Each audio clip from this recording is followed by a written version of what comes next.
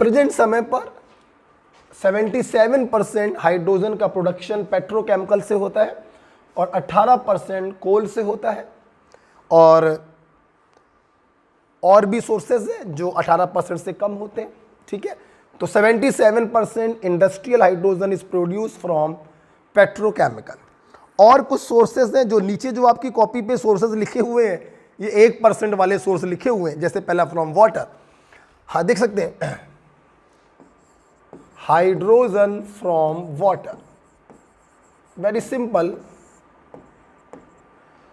कुछ मेटल्स होती हैं इलेक्ट्रोपॉजिटिव मेटल जो वाटर को डिकम्पोज कर देती है, खुद बनाएंगी अपना हाइड्रा ऑक्साइड। एग्जैक्ट फार्मूला नहीं लिख सकते हैं क्योंकि मेटल का चार्ज नहीं मालूम है, और गैस निकलती है हाइड्रोजन। राइट, अब यहां पर कुछ बातें लिखी हैं आपकी कॉपी पर, वो देखिए। पहली बात, हाईली रिएक्टिव मेटल फर्स्ट ए और सेकेंड ए, ये कोल्ड वाटर को डिकम्पोज कर देती है एक्सेप्ट बेरिलियम एंड मैग्नीशियम। जो हाईली रिएक्टिव मेटल होती हैं वो ठंडे पानी को डिकम्पोज कर देती हैं। हाईली रिएक्टिव मेटल आपको मालूम है जिनके आईपी सबसे कम होते हैं, फर्स्ट ए और सेकेंड ए, लेकिन इसमें आपको छोड़ना पड़ेगा बेरिलियम और मैग्नीशियम को। Right, next, less reactive metal. जब मेटल की रिएक्टिविटी कम हो गई तो हमें पानी की रिएक्टिविटी बढ़ानी पड़ेगी, हमें पानी लेना पड़ेगा हॉट। लेस रिएक्टिव मेटल में आप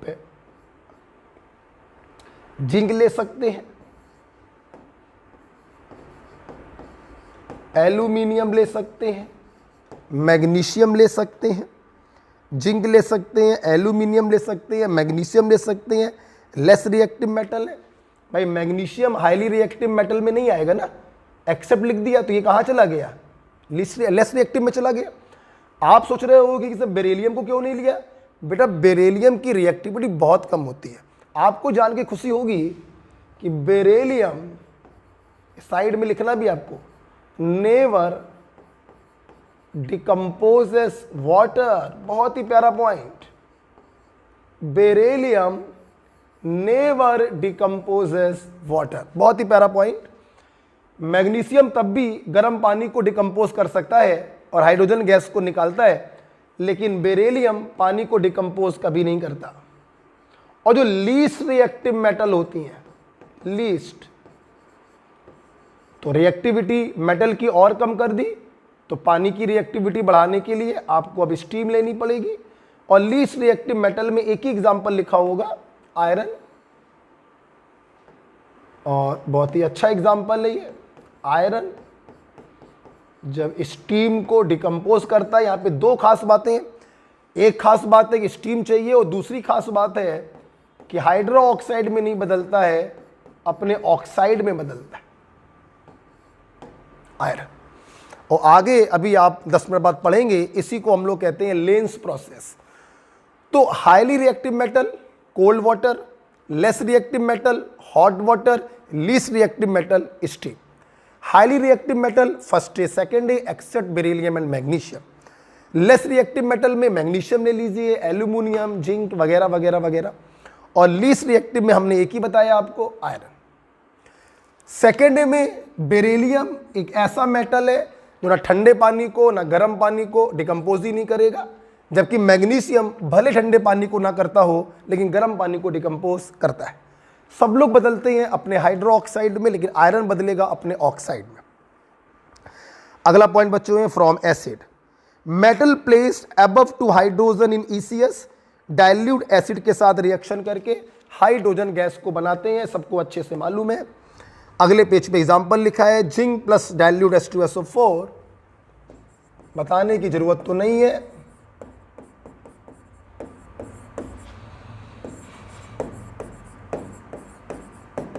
इलेक्ट्रोकेमिकल सीरीज में जो मेटल हाइड्रोजन के ऊपर होती हैं वो एसिड से हाइड्रोजन को डिस्प्लेस करती हैं। एनसीईआरटी का बच्चों पॉइंट है, this is the laboratory method, this is the laboratory method. और भी एग्जांपल लिखे, एल्यूमिनियम ने भी हाइड्रोजन को रिलीज किया। हाँ, बहुत ही अच्छा पॉइंट है, मैग्नीशियम एंड मैग्नीज, ये दोनों मेटल भी इलेक्ट्रोकेमिकल सीरीज में हाइड्रोजन के ऊपर है। आप जानते हैं, आप लोग डाइल्यूट एसिड में कोई भी एसिड ले लो, बट नेवर HNO3, ध्यान रखें। इलेक्ट्रोकेमिकल सीरीज के ऊपर की सारी मेटल एसिड से, डाइल्यूट एसिड से रिएक्शन करके हाइड्रोजन को निकालती हैं, लेकिन ये डाइल्यूट एसिड तुम कुछ भी ले लो, लेकिन HNO3 नहीं ले सकते। डाइल्यूट HNO3 से हाइड्रोजन निकालने वाली सिर्फ दो मेटल्स होती हैं, और वो है मैग्नीशियम और मैग्नीज, जो अपने नाइट्रेट में बदल जाएंगी और साथ में हाइड्रोजन गैस को निकालेंगी। बहुत ही प्यारा पॉइंट है, सवाल आएगा वो कौन सी दो मेटल हैं जो डाइल्यूट HNO3 के साथ भी हाइड्रोजन गैस को निकाल सकती हैं? सिर्फ मैग्नीशियम और मैग्नीज। ओके,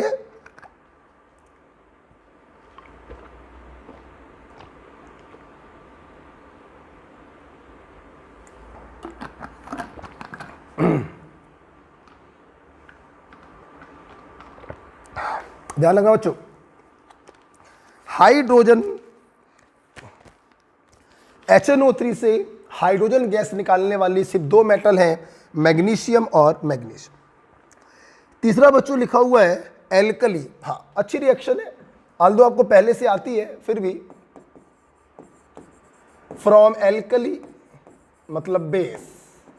देखिए, जितनी भी एम्फोटेरिक मेटल है, अली संग सभी आज जिम बॉम्बे गए।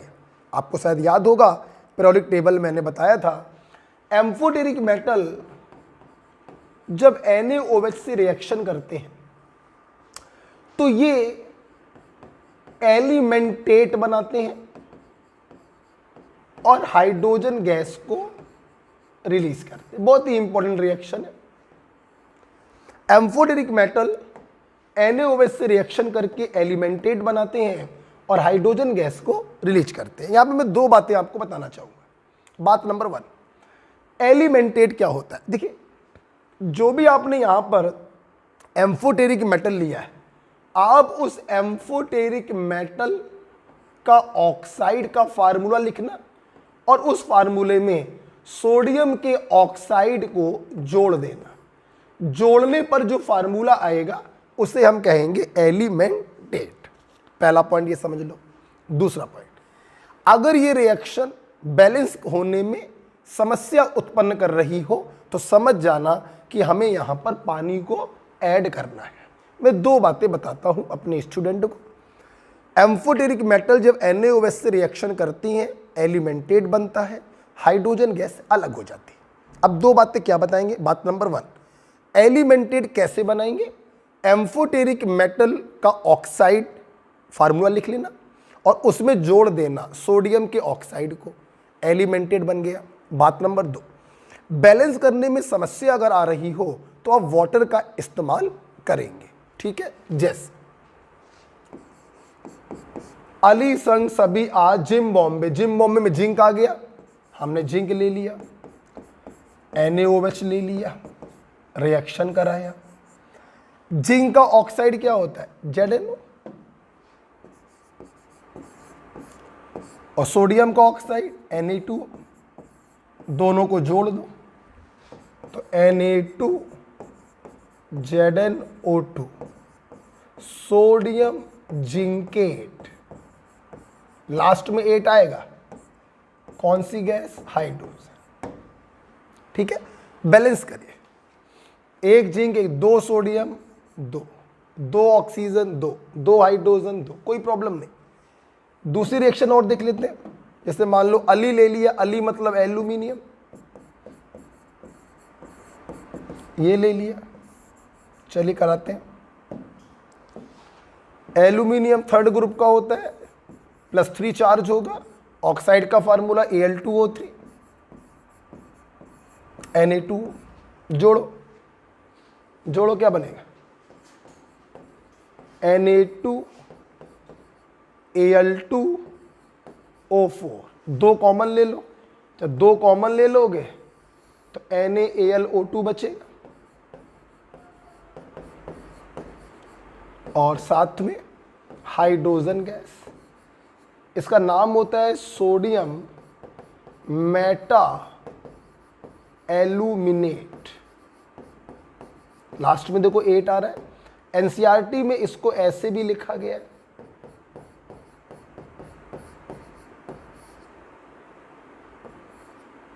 ठीक है। देखिए पहले बैलेंस कर लेते हैं, फिर कुछ और बातें भी करेंगे इसके बारे में। एक बैलेंसिंग कर लेते हैं पहले। AKL AKL, एक Na एक Na, दो ऑक्सीजन, देखना जरा मैंने यहाँ पे दो कर दिया। अब ऑक्सीजन बैलेंस हो गया, सोडियम गड़बड़ा गया, दो सोडियम तो आपने यहाँ पे दो कर दिया। अब आपने सोडियम को बैलेंस किया तो ऑक्सीजन गड़बड़ा गया, आपने यहाँ पे 4 कर दिया, सोडियम गड़बड़ा गया। सुबह से लेके शाम तक यही करते रहो। O बैलेंस N गड़बड़ा गया, Na बैलेंस O गड़बड़ा गया। कहने का मतलब ये रिएक्शन किसी भी तरीके से बैलेंस नहीं की जा सकती। अगर रिएक्शन बैलेंस नहीं की जा सकती है तो तुरंत ऐड कर देना वाटर। जैसे ही वाटर ऐड करोगे ऑटोमेटिक रिएक्शन बैलेंस हो जाएगी। एक Na एक Na, एक और एक, दो ऑक्सीजन दो ऑक्सीजन, दो और एक, 3 हाइड्रोजन है। ये लो भैया 3 हाइड्रोजन हो गए, रिएक्शन क्या हो गई? बैलेंस।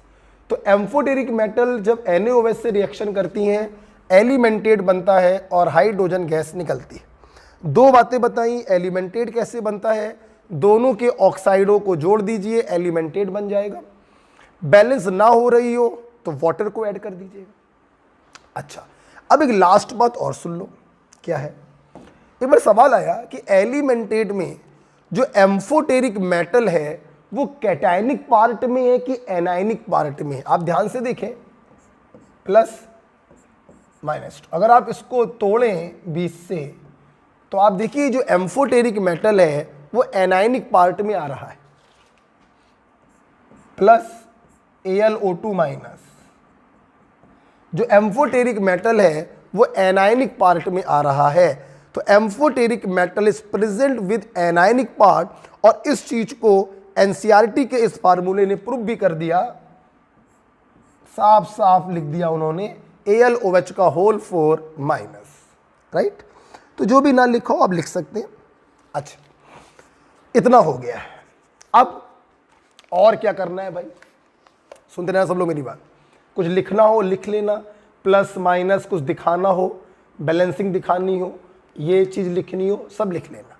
अब एक आखिरी बात हम बताने जा रहे हैं। हमने 3 बातें बताई।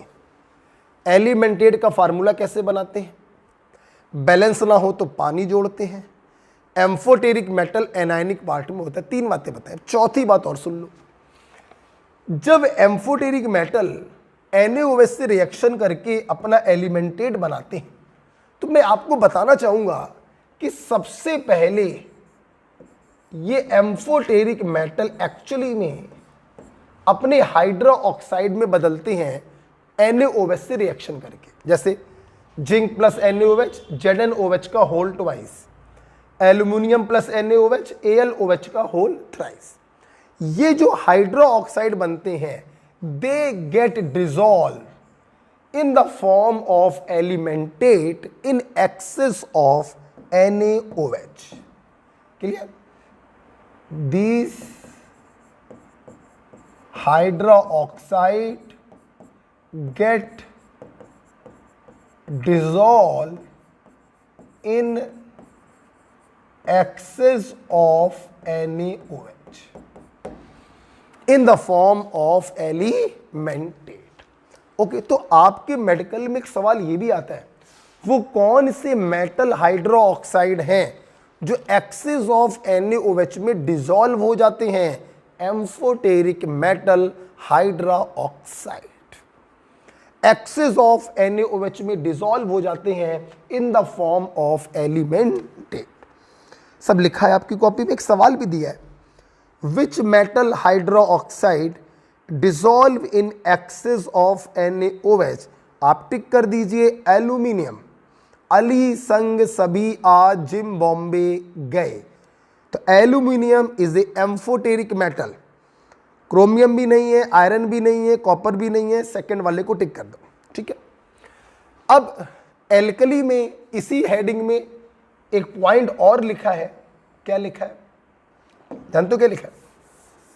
अगर बच्चों आप लोग एम्फोटेरिक मेटल का कोई कंपाउंड ले लो, मतलब स्टार्टिंग मटेरियल मेटल ना होकर उसका कोई कंपाउंड है, उसका कोई सॉल्ट है, या इवन आप उसका हाइड्रोक्साइड ले लो, उसका ऑक्साइड, कुछ भी ले लो, एम्फोटेरिक मेटल अकेला अगर नहीं है, उसके साथ में कुछ है, और फिर तुमने रिएक्शन कराई NaOH की, तो एक बात ध्यान रखना, एलिमेंटेड तो बनेगा, उसमें कोई संदेह नहीं है, लेकिन बच्चों हाइड्रोजन गैस नहीं निकलेगी, कुछ और बनेगा, लेकिन हाइड्रोजन गैस नहीं निकलेगी। ओके, एग्जाम्पल के तौर पर SiO2 की रिएक्शन NaOH से करा दो, ठीक है। मान लो ऐसे आपको कोई रिएक्शन ला के दे दें, या SnO2 ले लें, आपकी कॉपी में SiO2 लिया है, ओके। तो यहां पर क्या होगा, दोनों के ऑक्साइड, इसका ऑक्साइड क्या होगा Na2O, जोड़ दो Na2SiO3, लेकिन हाइड्रोजन गैस नहीं निकलेगी, ये नहीं निकलेगी। ओके, सोडियम सिलिकेट लिखा है, सोडियम सिलिकेट, वाटर ग्लास या सोल्युबल ग्लास भी इसको कहते हैं। और आपको अच्छे से मालूम होगा, मैंने पीरियोडिक टेबल में आपको ये पढ़ाया है, SiO2 नॉट एम्फोटेरिक, ये रिएक्शन जरूर हो रही है एम्फोटेरिक के तरीके, but SiO2 is not amphoteric, it is purely acidic. बहुत ही प्यारा पॉइंट है, ध्यान रखिएगा, SiO2 एम्फोटेरिक नहीं होता है, ये रिएक्शन जरूर हो रही है एम्फोटेरिक के तरीके से, लेकिन SiO2 is not amphoteric, it is purely acidic. Okay, तो अगर एम्फोटेरिक मेटल का कोई कंपाउंड लेते हैं आप, तो एलिमेंटेड तो बनेगा, लेकिन हाइड्रोजन गैस नहीं निकलेगी। ये रिएक्शन सर आपने क्यों लिखवाई जब ये एम्फोटेरिक नहीं है? उसका रीजन बस ये है कि मैं आपको इसका नाम बताना चाहता था, सोडियम सिलिकेट का नाम बताना चाहता था, वाटर ग्लास या सॉल्युबल ग्लास भी इसको कहते हैं।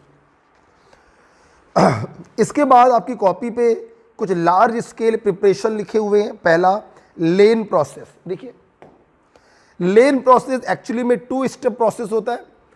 इसमें सबसे पहले क्या करते हैं, आयरन को स्टीम के साथ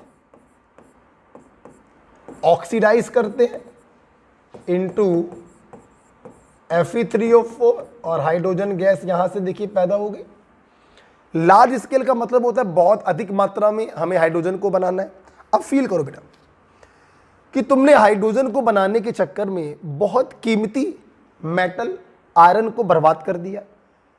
लार्ज स्केल का मतलब हमेशा सिर्फ ये नहीं होता है अधिक मात्रा में बनाना, लार्ज स्केल का मतलब ये भी होता है कि कॉस्ट भी कम आनी चाहिए।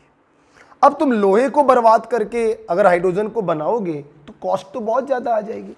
तो इस Fe3O4 को वापस से हम इसका रिडक्शन करवा देते हैं with the help of water gas, and water gas is equimolar mixture of CO plus H2।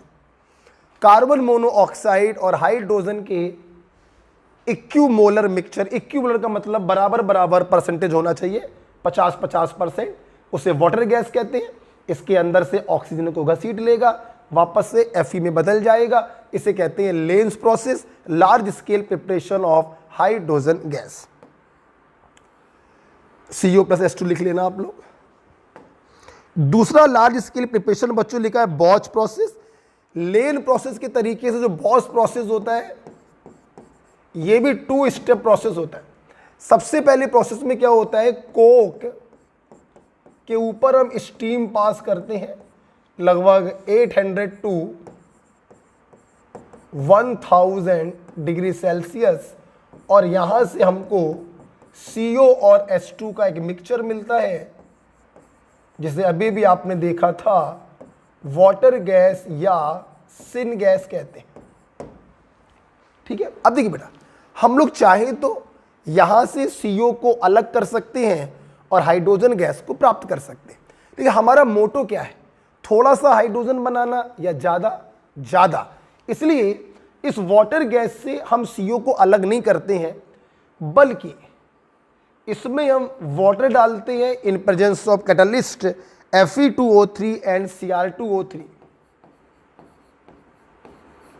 High temperature, ये CO इसका O घसीट लेता है और ये देखिए just double volume of hydrogen हमें प्राप्त हुआ। अगर यहां से हम H2 को अलग करते तो एक वॉल्यूम H2 का मिलता, यहां से अगर H2 को अलग करें तो दो वॉल्यूम मिल रहे हैं। So this 2 step process is called Bosch process. आप जानते हैं जैसे लेन प्रोसेस के जो 2 स्टेप थे, पहला था ऑक्सीडेशन, दूसरा था रिडक्शन। बॉच प्रोसेस के भी ये 2 स्टेप है, एक स्टेप ये है और एक स्टेप ये है। आप जानते हैं फर्स्ट स्टेप को हम लोग कहते हैं कोल गैसिफिकेशन, लिखा हुआ है कोल गैसिफिकेशन, वाटर गैस का फॉर्मेशन हो रहा है, कोल गैसिफिकेशन। और सेकंड स्टेप को कहते हैं water gas shift reaction, water gas shift reaction.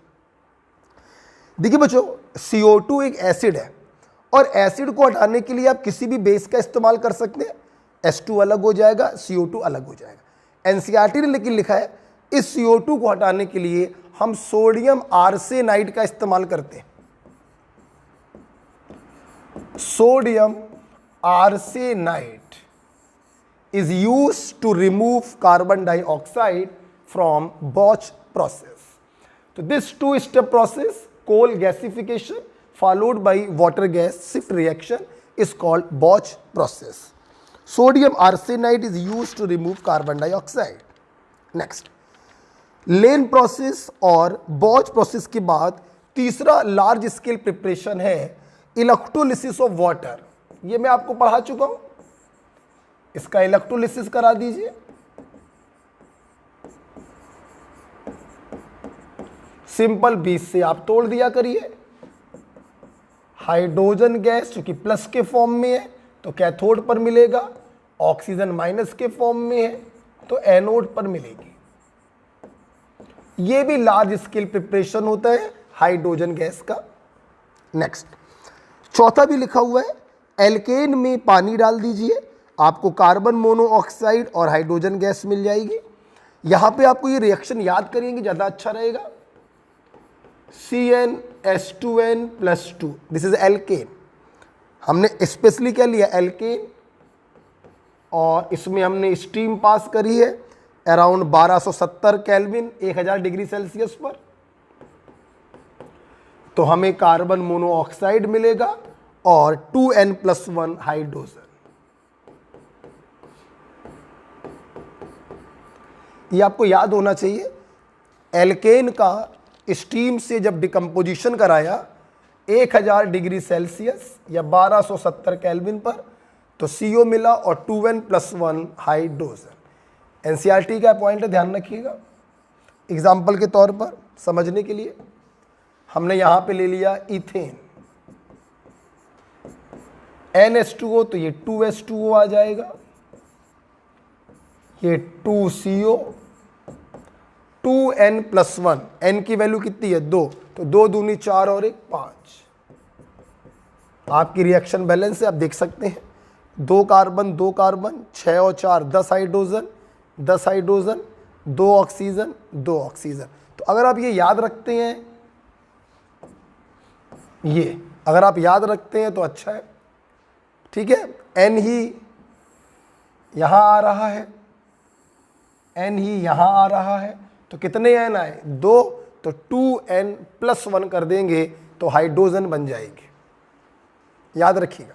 तो लेन प्रोसेस हो गया, बॉच प्रोसेस हो गया, इलेक्ट्रोलिसिस ऑफ वाटर हो गया और decomposition of alkene with steam at high temperature in presence of निकल हो गया, large scale preparation.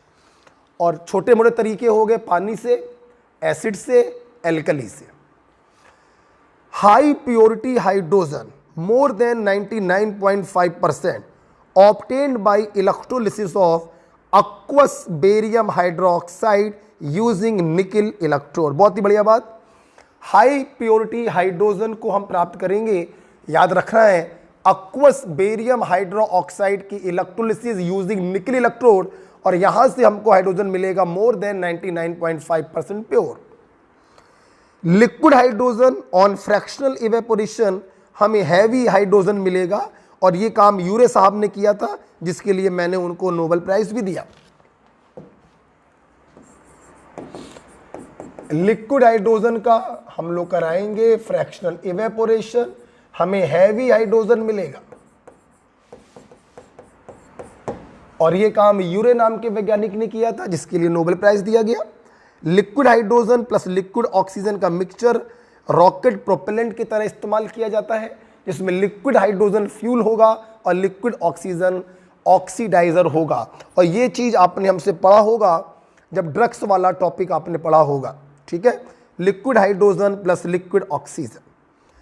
Hydrogen is a colourless gas but burn with pale blue flame. बिल्कुल सही बात है। हाइड्रोजन को जब हम जलाते हैं बच्चों, तो ये नीली लौ के साथ जलता है,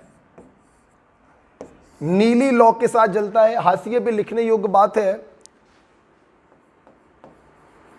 पेल ब्लू फ्लेम के साथ जलने वाला CO भी है और हाइड्रोजन भी है।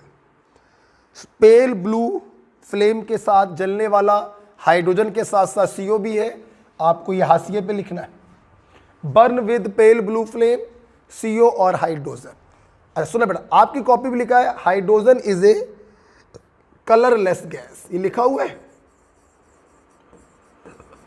कलर लिखा हुआ है। अब इसी के नीचे लिख लो कलरलेस गैस, ऑर्डरलेस होता है,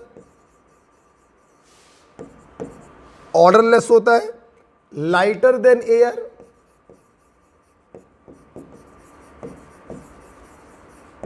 एंड इनसॉल्युबल इन वाटर।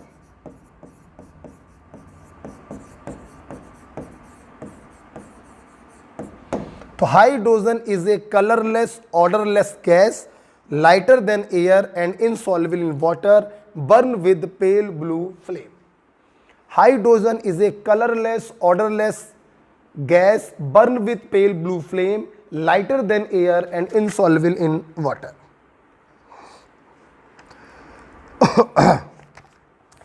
अगली बच्चों हेडिंग आपकी कॉपी पड़ी हुई है हाइड्राइड। हमारे पास 3 प्रकार के हाइड्राइड हैं बच्चों, आयनिक और सेलाइन हाइड्राइड, कोवेलेंट और मॉलिकुलर हाइड्राइड, मेटेलिक और इंटरस्टिशियल हाइड्राइड।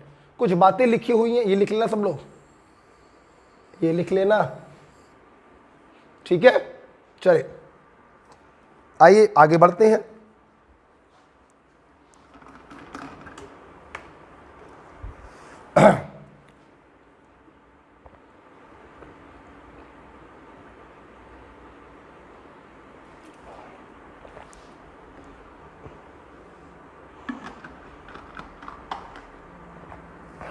आइए बेटा आगे बढ़ते हैं। 3 प्रकार के हाइड्राइड। पहला बच्चों है आयनिक और सेलाइन हाइड्राइड। पहला पॉइंट है स्टैक्योमेट्रिक होते हैं। स्टैक्योमेट्रिक और नॉन स्टैक्योमेट्रिक का मतलब मैंने आपको बताया है। अगर दशमलव में हम लोग लिख देते हैं किसी एटम्स को तो वो नॉन स्टैक्योमेट्रिक, और ये स्टैक्योमेट्रिक होते हैं आयनिक हाइड्राइड। फर्स्ट ए और सेकेंड ए के जो हाइड्राइड होते हैं उन्हें हम आयनिक या सेलाइन हाइड्राइड कहते हैं।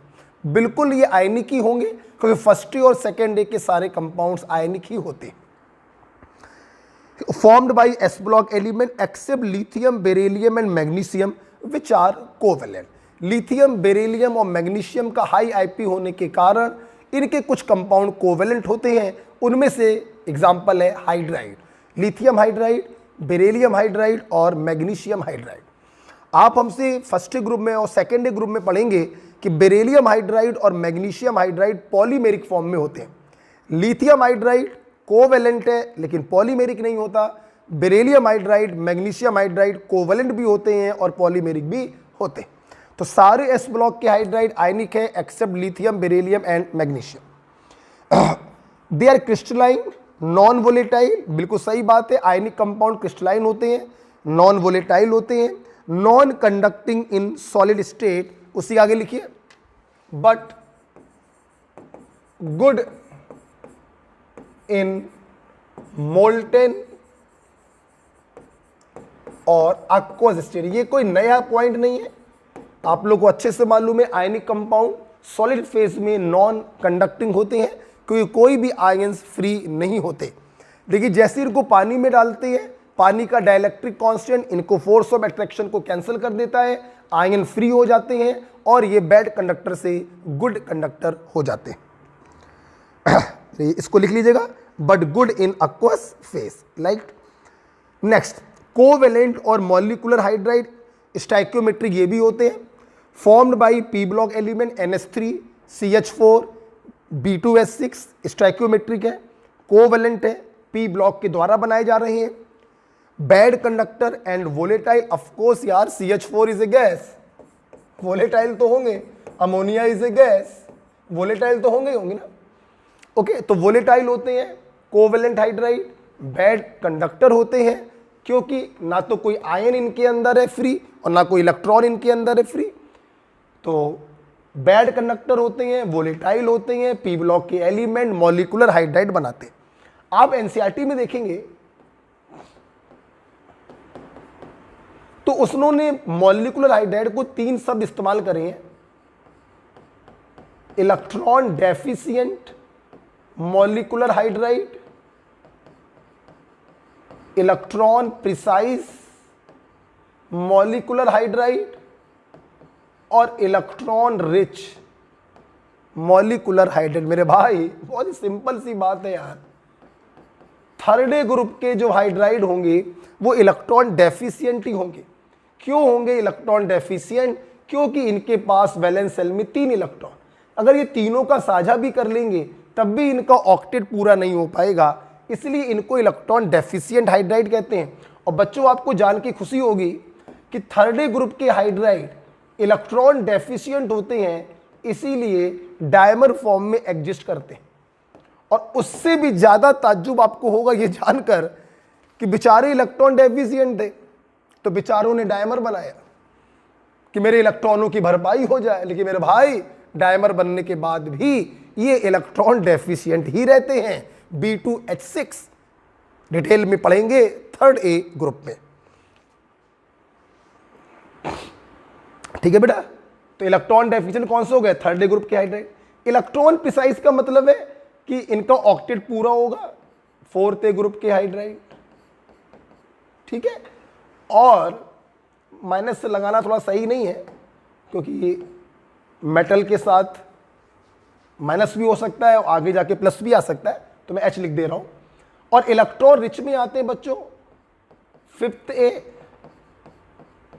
सिक्स्थ A और सेवेंथ A के साथ जब हाइड्रोजन कंबाइन करता है तो इलेक्ट्रॉन रिच होते हैं क्योंकि इनके पास लोन पेयर होता है। NH3 के पास लोन पेयर है, वाटर में O के पास लोन पेयर है, HF में फ्लोरीन के पास लोन पेयर है।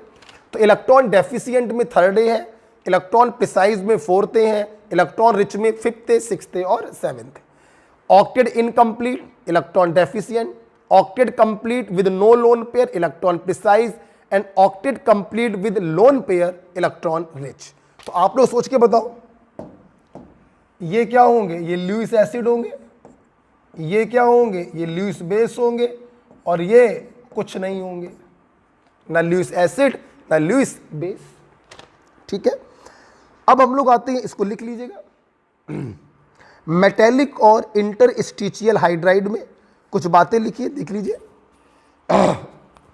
नॉन स्टाइक्योमेट्रिक, हाँ बेटा, मेटेलिक और इंटरस्टिशियल हाइड्राइड जो होते हैं नॉन स्टाइक्योमेट्रिक होते हैं, समथिंग लाइक दिस। दशमलव में हाइड्रोजन का जो नंबर होता है दशमलव में होता है, तो मेटेलिक हाइड्राइड और interstitial hydride are non stoichiometric.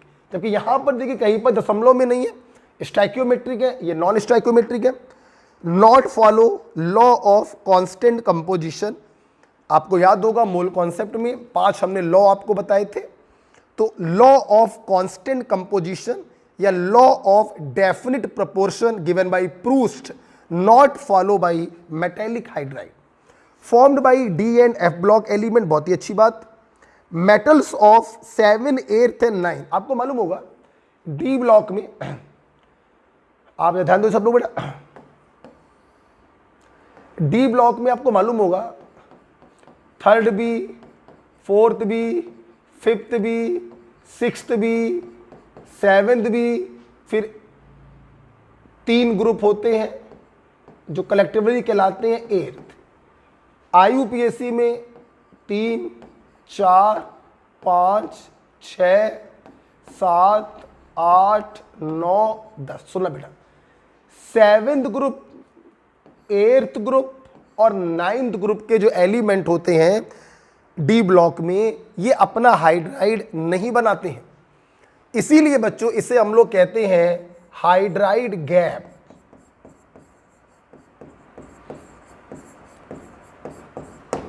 Okay, 7th group में जैसे मैग्नीज ही हो गया, ये मैग्नीज ले लो एग्जांपल के तौर पे समझने के लिए। ये तुम्हारा आयरन है, ये कोबाल्ट है, तो मैग्नीज वाला पूरा ग्रुप, आयरन वाला पूरा ग्रुप और कोबाल्ट वाला पूरा ग्रुप, ये हाइड्रोजन के साथ हाइड्राइड नहीं बनाते। इसे हम लोग कहते हैं बच्चों हाइड्राइड गैप। 6th ग्रुप में बेटा सिर्फ एक हाइड्राइड बनता है, CrH। लकी है 6th ग्रुप कि ये हाइड्राइड इसने बना दिया। अगर इस हाइड्राइड को हम पिक्चर से हटा दें तो 6th ग्रुप भी हाइड्राइड गैप में काउंट होगा, लेकिन चूंकि एक हाइड्राइड इसका बनता है इसलिए इसको हाइड्राइड गैप में नहीं लेंगे। 7th, 8th और 9th ग्रुप को हम लोग हाइड्राइड गैप में काउंट करेंगे। They are conductor of heat and electricity but less efficiently than their parent metal. NCERT का पॉइंट है। Metallic hydride, interstitial hydride, non stoichiometric hydride, ये कंडक्टर तो होते हैं हीट और इलेक्ट्रिसिटी के, लेकिन अपने मेटल की तुलना में कम। एग्जाम्पल क्या है? टाइटेनियम और titanium hydride, both are good conductor of electricity but titanium is little more good conductor and titanium hydride is less good conductor. Okay, तो इस प्रकार से आपने देखा आयनिक और saline hydride by S block element, molecular और covalent hydride by P block element and metallic और interstitial hydride by D and F block element. Hydrogen storage, source of energy. जो ट्रांजिशन मेटल हाइड्रोजन को adsorb कर लेती हैं, बहुत ज़्यादा मात्रा में एड्सॉर्ब कर लेती हैं, इसीलिए इनका इस्तेमाल करते हैं हाइड्रोजन स्टोरेज के तरीके, सोर्स ऑफ एनर्जी के तरीके। तो बेटा आज हम लोग यहीं तक रखते हैं, वाटर के आगे हम लोग कल कंटिन्यू करेंगे। तो बस आपसे यही कहना चाहूँगा बेटा, थोड़ा सेफ्टी के साथ रहिए, प्रोटेक्शन के साथ रहिए। अगर आप लोग अपने घर पर जाना चाहें तो आप 1 महीने के लिए चले जाइए, कोचिंग जून तक नहीं खुलेंगी। हम लोग अपना सिलेबस ख़त्म कर लेते हैं, जो भी 10% शेष बचा है उसके बाद हम लोग प्लानिंग करेंगे for test series and revision की। ओके बच्चों, ओके बेटा, थैंक यू, बाय बाय।